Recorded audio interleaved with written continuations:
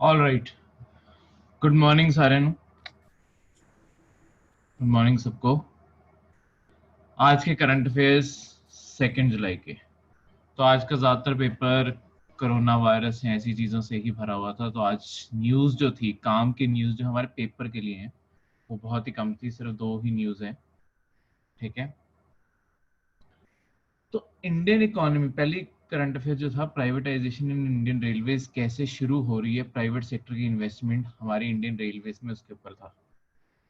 तो बेसिकली अगर तुम इंडियन रेलवेज देखोगे, इंडियन रेलवेज आज तक हम जो पढ़ते आए, इससे पहले इंडियन इकोनॉमी 1991 में हमने अपनी इकोनॉमी को रिफॉर्म करना शुरू किया था। हमने अपनी इकोनॉमी को रिफॉर्म करना शुरू किया था। हमने तो प्रोसेस शुरू किया था, जो हमारी सरकारी कंपनी है, PSUs, public sector undertaking companies को बेच के प्राइवेटाइज करना शुरू किया था। ठीक है। इसके सिवा एक प्रोसेस और, 2 प्रोसेस और शुरू किए थे। एक था लिबरलाइजेशन, कि प्राइवेट सेक्टर को अलग अलग जगह काम करने दो, फॉरेन ट्रेड को लिबरलाइज करो, प्राइवेट इन्वेस्टमेंट बढ़ाओ, सब कुछ। और लास्ट, ग्लोबलाइजेशन। तो जब ये सारे हम रिफॉर्म्स अपने इकोनॉमी में कैरी आउट कर रहे थे, सरकार ने खासकर 2 फील्ड अपने पास रखे थे। एक था इंडियन रेलवेज, और दूसरा कौन सा था? Nuclear energy. तो इंडियन रेलवेज और न्यूक्लियर एनर्जी दोनों सरकार ने अपने पास रखे थे, यानी कि इन दोनों फील्ड्स में सरकार के सिवा कभी कोई और एंटर ना कर पाए। ठीक है, सिर्फ सरकार ही एंटर कर पाएगी। तो अब क्या हो रहा है? अब पहली बारी प्रोसेस शुरू हो रहा है, पहली बारी नई प्रोसेस शुरू हो रहा कि इंडियन रेलवे में प्राइवेट सेक्टर का योगदान और ज्यादा बढ़ाया जा रहा है, उसकी कंट्रीब्यूशन और ज्यादा बढ़ाई जा रही है। इसका मतलब क्या है? देखो, ऐसा नहीं था कि प्राइवेट सेक्टर इससे पहले इन्वॉल्व नहीं था रेलवेज में। ठीक है, अगर मैं तुम्हें ब्रॉडली बताऊं, जो तुम्हारे जैसे जितने तुम्हारे रेलवे के डब्बे हैं, या मतलब कोचेस जिन्हें कहते हैं, वो ना ज्यादातर प्राइवेट सेक्टर से बन के आते हैं। वो सरकार खुद नहीं बनाती। सरकार ज्यादा से ज्यादा इंजन बनाती है, ये सारी करती है, ट्रैक्स, इन सारी चीजों में फोकस रखती है। पर जो कोचेस हैं, वो ज्यादातर प्राइवेट सेक्टर पहले वहां पे इन्वॉल्व था। पर अब हम प्राइवेट सेक्टर को एक स्टेप और आगे लेके जा रहे हैं, और उन्हें अब ट्रेन्स रन करने की परमिशन मिल रही है। तो पहली ट्रेन शुरू हो रही है जो अब प्राइवेट सेक्टर के थ्रू रन की जाएगी। तो इसलिए एक नया ट्रेंड शुरू हो रहा है। ठीक है? एक नया ट्रेंड शुरू हो रहा है जहां पे रेलवेज में प्राइवेट सेक्टर का धीरे धीरे और योगदान बढ़ाया जाएगा। ओवर द टाइम प्लान है कि 100 रूट्स, पूरे इंडिया में 100 रूट्स पे अराउंड 150 ट्रेन प्राइवेट सेक्टर को चलाने दीजिए। मतलब सरकारी ट्रेन भी चलेंगी, पर प्राइवेट भी शुरू हो जाएंगी। इसके अलावा हम प्राइवेट सेक्टर को, जो हमारे ट्रेन स्टेशन है, जो मतलब रेलवे स्टेशन हो गए, उन्हें भी हैंड ओवर करने के लिए प्रपोजल्स हैं, कि अगर कोई प्राइवेट सेक्टर आगे आके इन ट्रेन स्टेशंस को मॉडिफाई करना चाहे, मतलब रेलवे स्टेशंस को मॉडिफाई भी करेगा और बेटर फैसिलिटीज प्रोवाइड करेगा, तो सरकार उसे भी लीज पे दे देगी। ठीक है। ओवरऑल सरकार ये सारी चीजें कर क्यों रही है? देखो, सरकार के ऊपर ना बहुत ज्यादा बजट डेफिसिट रहता है। जो सरकार हर साल बजट बनाती है ना, उसमें बहुत ज्यादा घाटा होता है। सरकार ओवर द टाइम अपने ये घाटा कम करना चाहती है, ताकि और प्रोडक्टिव सेक्टर्स में पैसा लगाया जा सके। तो धीरे धीरे सरकार जो काम प्राइवेट सेक्टर कर सकता है, ठीक है, वहां से गवर्नमेंट पीछे हटती जा रही है। प्राइवेटाइजेशन ऑफ इंडियन रेलवे का ये मतलब नहीं है कि इंडियन रेलवे में सरकार बिल्कुल ही, अभी के लिए, फिलहाल के लिए, कि सरकार बिल्कुल ही हट रही है। एक तरह से अभी एक्सपेरिमेंट मान के चलो कि धीरे धीरे हम प्राइवेट सेक्टर को मोटिवेट कर रहे हैं, धीरे धीरे फर्स्ट इनिशिएटिव लिया गया है प्राइवेट इन्वेस्टमेंट, अभी फिलहाल के लिए इन्वेस्टमेंट बढ़ाई जा रही है, ठीक है। एस प्राइवेटाइजेशन प्रॉपरली तब होती है जब एसेट सेल ऑफ बेच दिए जाए। तो रेलवे अपना कोई एसेट बेच नहीं रही है, अभी सिर्फ इन्वेस्टमेंट ढूंढ रही है, ठीक है। तो प्राइवेट सेक्टर पैसा लगाएगा, इसे एक्चुअली प्राइवेटाइजेशन से ज्यादा बेटर लिबरलाइजेशन वर्ड होना चाहिए था, जब हम इकोनॉमी में पढ़ते हैं। कोई बात नहीं, जिन्होंने नहीं पढ़ी दोबारा आ जाएगा। लिबरलाइजेशन का मतलब होता है प्राइवेट लोगों से इन्वेस्टमेंट सीख करना और उनके थ्रू आगे चीजें बढ़ाना, ठीक है। तो हाँ, क्या ऑब्जेक्टिव्स रखे हैं, डायरेक्टली पेपर में क्वेश्चन आ सकता है कि प्राइवेटाइजेशन किस ऑब्जेक्टिव से इंट्रोड्यूस की जा रही है। ये सबसे बेसिक क्वेश्चन और एक्चुअली जो सबसे लॉजिकल क्वेश्चन अगर प्राइवेटाइजेशन में पूछना, देखो ये बहुत ही कंट्रोवर्शियल सब्जेक्ट है। ऐसा क्यों? इंडियन रेलवे इंडिया का सबसे बड़ा सरकारी जॉब देने वाला सेक्टर है। सबसे ज्यादा लोग अगर किसी एक इंडस्ट्री में एम्प्लॉयड है सरकारी नौकरियों में, वो इंडियन रेलवेज में है। इसी कारण इंडियन रेलवेज को जब भी प्राइवेटाइज करने की बात उठी है, हमेशा बहुत ज्यादा विवाद उठा है, क्योंकि हर कोई चाहता है कि प्राइवेट सेक्टर में रहे, सॉरी गवर्नमेंट सेक्टर में रहे, ताकि लोगों को जॉब सिक्योरिटी मिलती रहे, ठीक है। तो अगर सबसे बेस्ट क्वेश्चन कोई बनाना है प्राइवेटाइजेशन इंडियन रेलवेज पे, वो हमेशा प्राइवेटाइजेशन के ऑब्जेक्टिव्स क्या हैं उसके ऊपर बनेगा, ताकि लोगों की, बिकॉज अगर तुमने लोगों को कन्विंस करना है कि क्यों प्राइवेट सेक्टर करना है, तो हमेशा उसके ऑब्जेक्टिव से ही कन्विंस कर सकते हो। सरकार के अपने घाटे से तुम लोगों को कन्विंस नहीं कर सकते, क्योंकि लोगों को डायरेक्टली उससे कोई कंसर्न नहीं, चाहे वो पैसा लोगों का ही है। पर डायरेक्टली हमें क्योंकि फर्क नहीं पड़ रहा होता, तो हमें शायद वो मुद्दा भी ना लगे। सबसे बड़ा मुद्दा लोगों को जॉब्स लगेंगी। फिर प्राइवेट सेक्टर को जब भी बूस्ट करना है, तो modern technology, rolling stocks, reduced maintenance, जिनकी मेंटेनेंस कम करनी पड़े, reduced transit time, travel time कम हो जाएगा, जॉब्स क्रिएट होंगी प्राइवेट सेक्टर में ऑब्वियसली, एनहांस सेफ्टी होगी, बिकॉज प्राइवेट सेक्टर अपने इंफ्रास्ट्रक्चर पे भी फिर पैसा लगाएगा, तो ट्रैक्स जितने एक्सीडेंट्स होते हैं वो भी कम होंगे, वर्ल्ड क्लास ट्रैवल एक्सपीरियंस मिलेगा पैसेंजर्स को, डिमांड सप्लाई डेफिसिट जो है हमारे ट्रांसपोर्ट में वो कम होगा, क्योंकि अभी जितनी हमारी रेलवेज को ट्रेन्स चाहिए उतनी हमारे पास ट्रेन्स नहीं है, और सरकार के पास इतना पैसा नहीं है कि वो घाटा उठाते हुए और ट्रेन्स भी इंट्रोड्यूस करती रहे। तो सरकार तभी प्राइवेट सेक्टर को लेके आ रही है, ताकि और एडिशनल ट्रेन्स प्राइवेट सेक्टर के थ्रू बढ़ाई जा सके। दिल्ली लखनऊ तेजस जो ट्रेन है, जो फर्स्ट ट्रेन है, not operated by the Indian railways होगी। मतलब ये रूट याद रखना, ये पहला है जो प्राइवेट सेक्टर रन करने वाला है। दिल्ली लखनऊ तेजस जो ट्रेन है, दिल्ली लखनऊ के बीच में जो तेजस ट्रेन चल रही है, वो पहली होगी जो इंडियन रेलवे खुद डायरेक्टली नहीं चलाएगा, ठीक है। प्राइवेट ट्रेन ऑपरेटर्स इसे चलाएंगे। तो इसमें पर क्या चीज इंपॉर्टेंट है कि चाहे ये train operated by private sector होंगे, ठीक है, वो क्या टाइमिंग रखने हैं या कैसे मैनेजमेंट होनी है, वो सब कुछ मतलब अल्टीमेटली प्राइवेट सेक्टर कर रहा होगा। पर उसके अंदर जो ड्राइवर्स होंगे और जो अब भी सिक्योरिटी होगी, मतलब अगर तुमने देखा अंदर इंडियन रेलवे के जवान होते हैं, ठीक है, रेलवे सिक्योरिटी फोर्स के जवान होते हैं, वो अभी भी रेलवे ही प्रोवाइड करेगा, मतलब ड्राइवर्स भी इंडियन रेलवे ही प्रोवाइड करेगा, बस सैलरी उनकी प्राइवेट सेक्टर देने लग जाएगा, मतलब ऑब्वियसली गार्ड्स की नहीं, ड्राइवर्स की, ठीक है। ਸਰ ਅਗਰ ਹੁਣ ਕੋਈ ਪੁੱਛੇ ਕਿ ਜਿਹੜੀ ਰੇਲਵੇਜ਼ ਆ ਉਹ ਗਵਰਨਮੈਂਟ ਦੇ ਅੰਦਰ ਹੈ ਤੇ ਹੁਣ ਆਪਾਂ ਕਹਾਂਗੇ ਕਿ ਨਹੀਂ ਹੈਗੀ ਜਾਂ ਫਿਰ नहीं ਕਿਉਂਕਿ ਹੁਣ ਇਹ ਤਾਂ ये सिर्फ इन्वेस्टमेंट आ रही है, मैंने तुम्हें बोला ना कुछ भी बेचा नहीं जा रहा है यहाँ पे, अभी भी सब कुछ सरकार का है।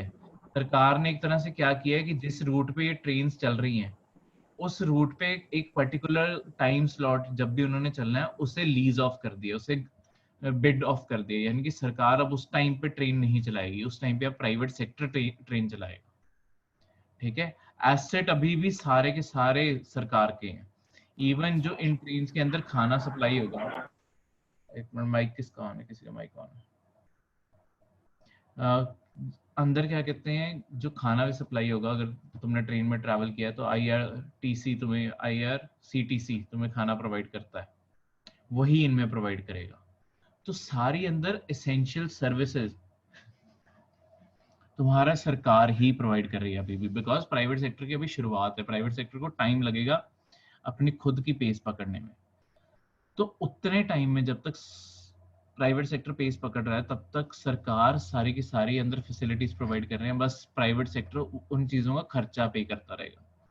सिक्योरिटी पे जो खर्चा आ रहा है वो सरकार को कंपनसेशन के तौर पे देगा, ड्राइवर सरकार प्रोवाइड कर रहा है, उनकी सैलरीज प्राइवेट सेक्टर देगा अल्टीमेटली, पर जो टिकट पे प्राइस रखनी है वो प्राइवेट सेक्टर खुद रख पाएगा।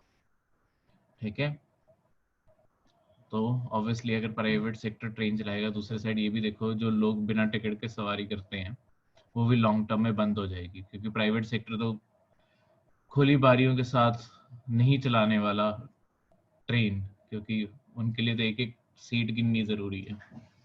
तो ऐसी चीजें अब धीरे धीरे हमारे इंडियन रेलवेज में आती जाएंगी। ये लॉन्ग टर्म में सरकार धीरे धीरे, क्योंकि रेलवे ऐसी चीज है तुम अचानक कभी प्राइवेटाइज नहीं कर सकते, नहीं तो इंडिया में बहुत बड़ी कंट्रोवर्सी क्रिएट हो जाए। धीरे धीरे पर सरकार देखने से हर साल थोड़ा थोड़ा प्राइवेटाइज करती जाएगी। तो बाकी दोस्तों वही पॉइंट है। दूसरा, हमारे इंडिया की बटरफ्लाई, दो नई बटरफ्लाईज हमारे इंडिया में जो पाई जाती है, मतलब दो नई लिस्ट में ऐड हो गई है कि कौन सी बटरफ्लाईज इंडिया में पाई जाती है। कौन सी हैं? स्ट्राइप्ड हेयर स्ट्रीक और लूसिव प्रिंस, ये बटरफ्लाईज के नाम है दोनों। ये कहाँ पाई गई हैं? अरुणाचल प्रदेश में। देखो ये दिखने को बड़ी आम सी न्यूज लगती है कि इसका क्या कंसर्न है, यहाँ ये बहुत ही बड़ा टॉपिक दिखने को लग सकता है, बिकॉज बटरफ्लाईज तो हजारों में हो सकती हैं। तुम्हें ऐसा क्वेश्चन नहीं आता, तुम्हें बहुत ही बेसिक, मतलब अगर, क्योंकि तभी कहते हैं न्यूज़पेपर रीडिंग ये सब कुछ इंपॉर्टेंट होता है, अल्टीमेटली ये न्यूज निकालनी इंपॉर्टेंट होती है। क्वेश्चन कैसे आते हैं पेपर में कि रिसेंटली एक बटरफ्लाई पाई गई है जिसका वियतनामीज, यानी कि ओरिजिनली वियतनाम में से पाया गया था, जिसका वियतनामीज कनेक्शन है, वो इंडिया की कौन सी स्टेट में पाई गई है? तो उसका आंसर होगा अरुणाचल प्रदेश। ठीक है, यहाँ ये आ जाएगा लूसिव प्रिंस, एक वियतनामीज बटरफ्लाई जो अब इंडियन लिस्ट में ऐड हो गई है, वो कौन सी स्टेट में डिस्कवर की गई? उसका आंसर होगा अरुणाचल प्रदेश। जो साइड पे वियतनामीज कनेक्शन वाली एक बटरफ्लाई अरुणाचल प्रदेश में पाई गई है, उसका नाम क्या है? उसका नाम होगा लूसिव प्रिंस। दूसरी, यान प्रिंस ऑफ चाइना की है, दूसरे चाइना कनेक्शन आ सकता है कि चाइना ओरिजिनेटेड जो है वो स्ट्राइप्ड हेयर स्ट्रिक है, पर ये इतनी दूर से ट्रैवल करके, मतलब इनका एरिया बटरफ्लाई का घूमने का और अपने एग्स ले करने का, इनका एरिया और ब्रॉड हो गया। देखो कहाँ वियतनाम है और कहाँ इंडिया का अरुणाचल प्रदेश है। तो अगर ये यहाँ पे पाई जा रही है तो इनका स्ट्रेच कितना लंबा हो गया होगा। तो लगातार ऐसी चीजें इन्वायरमेंट में स्टडी की जाती हैं ये देखने के लिए कि एनिमल्स की लॉन्ग टर्म मूवमेंट कैसे मूव कर रही है, मतलब किधर से किधर मूव कर रही हैं, और कहाँ कहाँ वो पाई जाती हैं। ठीक है, तो वियतनाम कहाँ है? साउथ ईस्ट एशिया में। अगर ये जो तुम्हारा साउथ चाइना सी है ना, एक थोड़ा सा आइडिया देता हूँ। देखो ये तुम्हारा चाइना है ना, यहाँ इंडिया की बॉर्डर लगती है, इंडिया जहाँ पे खत्म हो जाता है यहाँ पे बे ऑफ बंगाल शुरू हो गया, ये म्यांमार से नीचे को जमीन चली जाती है, थाईलैंड मलेशिया वो सब कुछ आ जाएगा, फिर ऐसे घूम के ना ये जमीन यहाँ चाइना से वापस जुड़ती है। यहाँ पे साउथ चाइना सी है, मतलब ये भी समुंदर है। ठीक है, ये तुम्हारा बे ऑफ बंगाल था। यहाँ पे चाइना के साथ साथ यहाँ पे जो कंट्री है ना ये वियतनाम है। बेचारा चाइना इस छोटी सी कंट्री को भी तंग करता रहता है। यहाँ पे तो ये सारी छोटी छोटी कंट्रियों को चाइना तंग करता रहता है, ये बेचारे तो कुछ कर भी नहीं पाते उसका। तो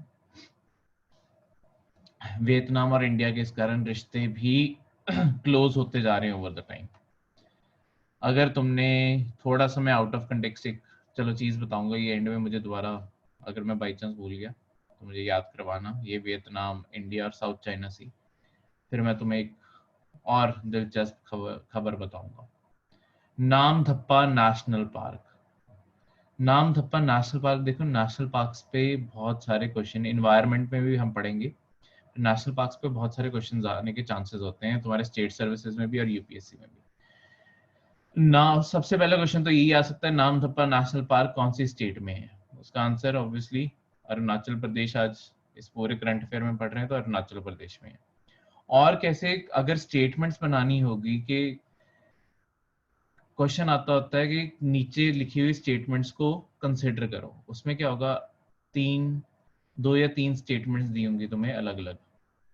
तो उसमें कैसी स्टेटमेंट्स बनती हैं कि ये जो नेशनल पार्क है यहाँ पे ये एक बायोडाइवर्सिटी हॉटस्पॉट है ईस्टर्न हिमालयस में। ये आगे वाली ये कितने स्पीशीज हैं ये क्वेश्चन नहीं आते होते, ये तो बस लिखने की बात होती है, ये याद करने की जरूरत नहीं है। 1400 1000 ये चीज याद रखने की जरूरत नहीं, यहाँ से याद रखना है बायोडाइवर्सिटी हॉटस्पॉट है ईस्टर्न हिमालयस में। ठीक है, नामदफा नेशनल पार्क। अब बायोडाइवर्सिटी हॉटस्पॉट क्या होता है पहले ये बता दूं मैं तुम्हें, ये डेफिनेशन, ताकि तुम्हें याद रहे। बायोडाइवर्सिटी हॉटस्पॉट होता है ऐसा कोई एरिया जो बहुत ही रिच है फ्लोरा और फौना में, यानी कि बहुत सारे प्लांट्स के स्पीशीज भी यहाँ पाए जाते हैं और बहुत सारी वैरायटी के एनिमल्स भी यहाँ पाए जाते हैं। और हॉटस्पॉट का क्या मतलब है, पहले तो ये पाए जाते हैं, दूसरा पर इनकी जो एरिया है वो थ्रेटेंड है, मतलब तबाह हो सकती है, थ्रेटेंड बाय ह्यूमन एक्टिविटीज। वहां पे आजकल ह्यूमन एक्टिविटीज बढ़ गई हैं जिसके कारण इन्वायरमेंट तबाह हो सकती है। तो कोई ऐसा एरिया, ध्यान से डेफिनेशन सुनो, बायोडाइवर्सिटी हॉटस्पॉट क्या होता है, कोई ऐसा एरिया जो बहुत ही रिच है फ्लोरा यानी कि प्लांट्स और फौना यानी कि एनिमल्स में, पर जो अब ह्यूमन एक्शंस कारण थ्रेटेंड है खत्म होने, मतलब खत्म हो सकता है अगर एक्शंस ना चेक किए गए, तो वो हॉट स्पॉट बन गया कि ह्यूमन एक्टिविटीज वहां पे बहुत ज्यादा हॉट हुई पड़ी हैं और अगर ना ध्यान दिया गया तो ये बायोडाइवर्सिटी सारी खत्म हो जाएगी। क्लियर है? तो तुम्हें पहली स्टेटमेंट जो पेपर में बन सकती है, ये बस फिगर्स ये याद रखने की जरूरत नहीं होती ना, ये कितने किलोमीटर एरिया ये याद रखने की जरूरत है। ठीक है, पहली स्टेटमेंट जो बन सकती है वो बनेगी, it is a biodiversity hotspot in eastern Himalayas. ये पहली स्टेटमेंट होगी। दूसरा होगा the national park harbours the northern most lowland evergreen rainforest in the world। देखो ये इस लाइन का क्या मतलब है, जो एवरग्रीन फॉरेस्ट है ना लो लैंड के, यानी कि लो लैंड का मतलब है कि पहाड़ों के ऊपर नहीं, नीचे वाले एरियाज, वैली एरियाज में, वैली एरिया या प्लेन एरियाज में। ठीक है, जो एवरग्रीन फॉरेस्ट है, ज्यादातर तुम्हारे जो एवरग्रीन फॉरेस्ट होते हैं जो सारा साल हरे रहते हैं, वो ना मैक्सिमम उनका एक्सटेंड मैक्सिमम पाए जाते हैं 23.5 डिग्री नॉर्थ और 23.5 डिग्री साउथ के बीच में। ये दोनों तुम्हारे ट्रॉपिक ऑफ कैंसर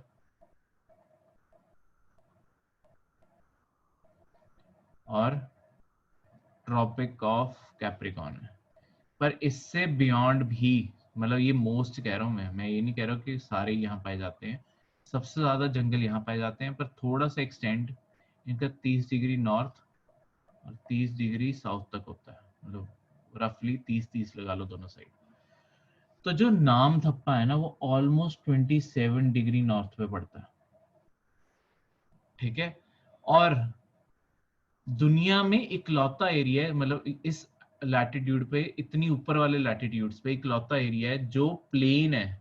बाकी यहाँ पे जो एवरग्रीन फॉरेस्ट पाए जाते हैं वो सारे पहाड़ों के ऊपर है। इकलौता लो लैंड यानी कि फ्लैट एरिया किसी में एग्जिस्ट करता है जहाँ पे एवरग्रीन फॉरेस्ट है।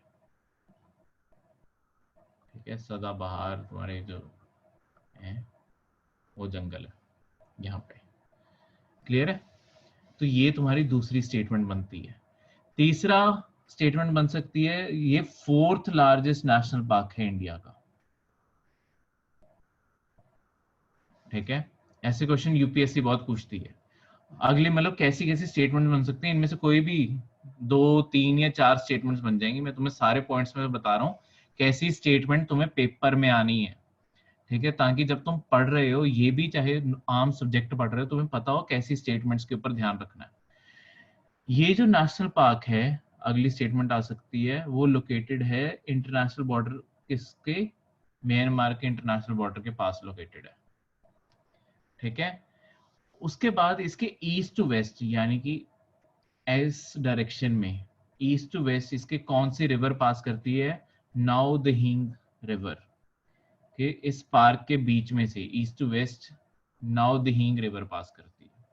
फिर बस आखिरी में क्वेश्चन आएगा, मतलब क्वेश्चन फिर पूछा जाएगा ये कौन सा नेशनल पार्क है। ये सारी स्टेटमेंट्स के तौर पे लिख देंगे कि कंसिडर करो ये किस नेशनल पार्क की स्टेटमेंट्स हैं। सारी स्टेटमेंट्स लिख के उसके बाद पूछेंगे ये कौन सा नेशनल पार्क है। नीचे ऑप्शन होगा नाम धप्पा नेशनल पार्क, उसे टिक मार देना, ठीक है। करंट अफेयर्स में नेशनल पार्क्स पढ़ने का ये फायदा होता है कि देखो एक टाइम पे एक नेशनल पार्क अखबार में आ जाएगा या 2 आ जाएंगे ज्यादा से ज्यादा। पूरे साल ऐसे पढ़ते रहोगे ना लगातार, हर महीने मतलब तुम ये लगा के चलो हर मंथ 2 3 तो नेशनल पार्क्स आएंगे ही आएंगे, ठीक है।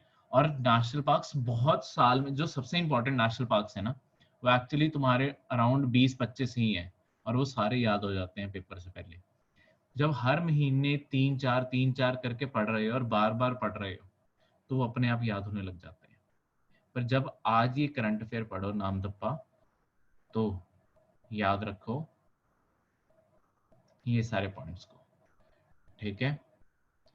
आपको पीडीएफ भी मिल गई होंगी, अगर वैसे ऑनलाइन में पढ़ना है तो वेबसाइट पे भी अवेलेबल है, आप वहां जाके पढ़ सकते हैं, हमारी वेबसाइट पे जाके पढ़ सकते हो, अगर बाई चांस आपके पास पीडीएफ फाइल नहीं है तो। क्लियर है? तो ये था पूरा आज के 2 ही करंट अफेयर्स थे जो इम्पोर्टेंट है तुम्हारे पेपर के लिए, ठीक है। फालतू बाकी सारा न्यूज़पेपर फालतू था। हाँ जी सर, IUCN के बारे में बताइए कुछ। सर, IUCN एक ग्लोबल पार्टनरशिप है स्पीशीज को प्रोटेक्ट करने के लिए। स्पीशीज को मतलब डायरेक्टली प्रोटेक्ट नहीं करता, स्पीशीज की प्रोटेक्शन की अवेयरनेस बढ़ाने के लिए। अवेयरनेस जब बढ़ती है तो इनडायरेक्टली IUCN की कोशिश क्या होती है कि इनडायरेक्टली वो गवर्नमेंट्स के ऊपर प्रेशर बढ़ाए। मतलब IUCN जो लिस्ट जारी करता है वो तो पब्लिक लिस्ट जारी करता है, पर उसमें होता क्या है, उसमें ना स्पीशीज को अलग अलग स्टेटस दिया जाता है कि वो कैसे कंसर्न है। जैसे लीस्ट कंसर्न, जिनकी पॉपुलेशन बहुत बहुत है अभी और वो बहुत वाइड एरिया में पाए जाते हैं, यानी कि ये स्पीशीज नहीं खत्म होने वाली किसी भी आने वाले टाइम में, इसकी फिक्र मत करो, ठीक है। वैसे ही थ्रेटन्ड आ गया, ठीक है। पहले सॉरी वल्नरेबल आएगा, फिर थ्रेटन्ड आएगा, वल्नरेबल, थ्रेटन्ड, एंडेंजर्ड, ठीक है, फिर क्रिटिकली एंडेंजर्ड। ये हम सब कुछ इन्वायरमेंट में पढ़ते होते हैं वैसे, मैं पर तुम्हें थोड़ा सा ऊपर से बता दूं। फिर जब क्रिटिकली इंडेंजर्ड हो जाता है, इसके बाद ये क्रिटिकली इंडेंजर्ड वो स्पीशीज होते हैं जिनकी पॉपुलेशन बहुत ही कम रह गई है। अगर अभी भी ध्यान नहीं दिया जाता होता ना, अगला आता होता है एक्सटिंक्ट इन वाइल्ड। देखो कई बार हम अपनी लैब्स में या जू में बचा के रखे होते हैं हमने जानवर, पर जंगलों में ये जानवर खत्म हो गए, एक्सटिंक्ट हो चुके हैं, और लास्ट स्टेटस आता है कि बस अब एक्सटिंक्ट हो गए, खत्म, ये जानवर अब नहीं पाया जाएगा। तो ये जब लिस्ट जारी होती है हर जानवर को ये कवर करते हैं, उन्हें सबको ये स्टेटस देते हैं, उसमें इनडायरेक्टली जब लोगों तक अवेयरनेस पहुंचती है, लोग IUCN की कोशिश होता है जो हर कंट्री की पॉपुलेशन है उस तक ये बात पहुंचाई जाए, ताकि लोग अपनी सरकार को प्रेशराइज करें इन्हें बचाने के लिए, ठीक है, और इन्वायरमेंट के ऊपर ध्यान देने के लिए ये कोशिश होती है इनकी। क्लियर है? तो IUCN की फुल फॉर्म की है? IUCN की फुल फॉर्म कंजर्वेशन नेटवर्क क्या था, एक मिनट में तुम्हें confirm. Sir, international union for conservation and nature of nature. हाँ जी, international union for conservation of nature, flora and fauna. ठीक है, ठीक है। International union of conservation of nature, ठीक है। ये प्लांट्स को भी स्टेटस देता है और एनिमल्स को भी। तो प्लांट्स भी जो खत्म होने वाले हैं उन्हें भी स्टेटस मिलता है और एनिमल्स को भी। क्लियर है? सर थोड़ा सा तुम्हें आउट ऑफ कंटेक्स्ट एक चीज, वैसे ही अभी एग्जाम के लिए कंसर्न नहीं है, पर वैसे ही क्योंकि इंडिया चाइना जो टेंशन चल रही है उसके चलते हुए एक चीज बता दूं कि ऑस्ट्रेलिया ने अपना आने वाले 10 साल की जो प्रोजेक्शन है डिफेंस बजट की,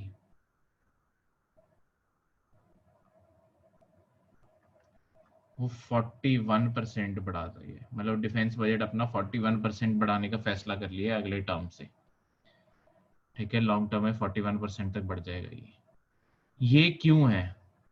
क्योंकि ऑस्ट्रेलिया को, चाहे वो चाइना से बहुत दूर है, पर चाइना जितनी एक्टिविटीज कर रहा है इंडो पैसिफिक रीजन में, ऑस्ट्रेलिया का भी बहुत बड़ा कंसर्न है, ठीक है। ऑस्ट्रेलिया को दोनों साइड पैसिफिक ओशन की बाउंड्री भी लगती है और इंडियन ओशन की बाउंड्री भी लगती है। तो इस कारण इस एरिया में जो चाइना आजकल करने बैठा हुआ है, हर देश से पंगे ले रहा है। सिर्फ इंडिया से उसके इस टाइम बॉर्डर टेंशन नहीं चल रहे, इंडिया से, वियतनाम से, फिलीपीन से, इंडोनेशिया से, जापान से, साउथ कोरिया से, ताइवान से, इस टाइम उसने 7 फ्रंट्स खोल के रखे हुए हैं, ठीक है। तभी हम कहते हैं कि चाइना लड़ाई नहीं लड़ सकता, बिकॉज चाइना की ट्रूप मोबिलाइजेशन इतनी ज्यादा नहीं है इंडिया की साइड। हाँ, चाइना का जो इंफ्रास्ट्रक्चर है, चाइना का ज्यादातर इंफ्रास्ट्रक्चर, अगर तुम चाइना का मैप देखो, इंडिया इधर को पड़ता है, ठीक है। इधर है, ये इंडिया और चाइना की बॉर्डर आ गई। चाइना की ज्यादातर आर्मी की प्लेसमेंट इस साइड को है, क्योंकि उसके ज्यादातर इंपॉर्टेंट शहर ही यहाँ पड़ते हैं। बाकी सारा चाइना, चाइना की 90% आबादी सिर्फ पहले 200 किलोमीटर के अंदर अंदर रहती है कोस्ट से, उसके बाद ऑलमोस्ट चाइना खाली है सारा, मतलब बहुत ही कम पॉपुलेशन है। ये 200 किलोमीटर में बहुत ज्यादा कंसंट्रेशन है, 80 होगी, चलो थोड़ा सा कम कर लो, 200-250 किलोमीटर के अंदर सारी पॉपुलेशन पूरी हो जाती है। तो ज्यादातर बहुत ही ज्यादा कंसंट्रेशन है लोगों की यहाँ पे। तो उनकी ज्यादातर आर्म्ड फोर्सेस भी इधर को लगी हुई हैं, क्योंकि इधर खतरा है यूएसए से। यूएसए की 7th फ्लीट लगी होती है पैसिफिक ओशन में, ठीक है। और दूसरा Japan, Taiwan, Philippines, Vietnam, Indonesia, बहुत सारी कंट्रीज हैं यहाँ पे जो बहुत ही उसके पास हैं, साउथ कोरिया भी, ठीक है। तो इंडिया की तरफ तभी कहते हैं नहीं, तो क्योंकि इंडिया के साथ वॉर करोगे तो ये सारे ट्रूप्स इधर को मोबिलाइज करने में ही बहुत टाइम लगेगा, ये सारी मशीनरी को। हमारा बिल्डअप नॉर्दर्न बॉर्डर्स पे ही है, ठीक है। तभी बस चाइना थोड़ा सा अपना एग्रेसिव दिखाने के लिए, चाइना क्या करता होता है, चाइना मदद लेता होता है प्रोपागेंडा की। प्रोपागेंडा क्या करता है, न्यूज जो आती होती है कि चाइना का अचानक यहाँ पे कोई इंफ्रास्ट्रक्चर बिल्डअप हो रहा है, चाइना के ट्रूप्स बहुत सारे देखे गए, चाइना क्या करता है, फोटोज खींच के, चाइना ने यहाँ पे मिलिट्री एक्सरसाइज कंडक्ट करनी शुरू कर दी है। हमेशा देखना, जब भी इंडिया चाइना बॉर्डर की टेंशन आएगी ना, चाइना यहाँ पे मिलिट्री एक्सरसाइज कंडक्ट करना शुरू कर देगा, लाइव एम्यूनेशन या मिसाइल्स इधर टेस्टिंग करनी शुरू कर देगा। वो होता क्या है, ये सारी चीजें, हमारे न्यूज चैनल्स भी पागल हैं, ये सारी चीजें चाइना जानबूझ के फैलाता है। हमारे न्यूज चैनल्स इस प्रोपेगेंडा को उठा लेते हैं। महान है वो एंकर जो कहते हैं देखो चाइना ये, इससे होता क्या है, इंडियंस की साइकोलॉजी पे फर्क पड़ता है कि चाइना कितनी ज्यादा तैयारी करके बैठा है, ठीक है। और इंडियंस साइकिल्स में बात होने लगती है कि क्या हमें चाइना के साथ लड़ना चाहिए, क्या चाइना के साथ, जो चाइना है उससे कैसे पीसफुली उसे शांत करवाया जाए, ठीक है। वो क्या है, वो अपनी सारी लड़ाई साइकोलॉजी से लड़ रहा है। तभी सरकार को कभी भी बैक डाउन करने का कोई पॉइंट नहीं बनता होता। अपनी टेरिटरीज पे, बिकॉज चाइना का बिल्डअप ही दूसरी साइड है और चाइना के पास इतने फ्री ट्रूप्स नहीं है। दूसरा, अब ऑस्ट्रेलिया के कनेक्शन में क्या हो रहा है, देखो 4 कंट्रीज, एक ना पार्टनरशिप है जो लॉन्ग टर्म में, खैर अभी तो किसी एग्रीमेंट में नहीं है, पर इसमें पोटेंशियल है दुनिया का एक बहुत बड़ी पार्टनरशिप बनने की, जिसे कहते हैं क्वाड ग्रुपिंग। मतलब ऑस्ट्रेलिया ने खासकर ये भी बोल दिया है कि ये जो डिफेंस बजट बूस्ट होगा, इसमें इंडिया को एज एन अलाई कोऑर्डिनेशन और बढ़ाने की भी कोशिश की जाएगी। क्वाड पार्टनरशिप क्या है, 4 कंट्रीज जो चाइना से थ्रेटेंड महसूस कर रही हैं, इंडिया, यूएसए, जापान और तुम्हारा ऑस्ट्रेलिया। लॉन्ग टर्म में इनका माना जा रहा है कि इन्हें ये क्वाड जो ग्रुपिंग है ये पार्टनरशिप बना लेनी चाहिए। अभी इनके बीच में कोई एग्रीमेंट नहीं है,